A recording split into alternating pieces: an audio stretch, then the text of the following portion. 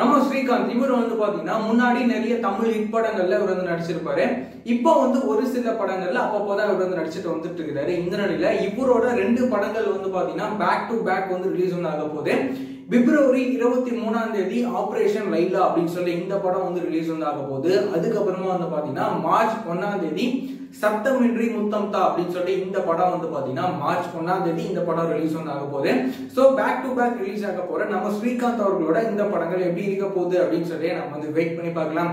இந்த மாதிரியான ரெகுலரான சினிமா அப்டேட்ஸ்லாம் நீங்க ரெகுலரா தெரிஞ்சுக்கணும் அப்படின்னு நினைச்சீங்கன்னா இந்த சேனலை மறக்காம சப்ஸ்கிரைப் பண்ணிக்கோங்க. வேற ஏதாவது ஒரு நெகட்டிவ் இருந்தது அப்படின்னா மறக்காம கமெண்ட்ல சொல்லுங்க.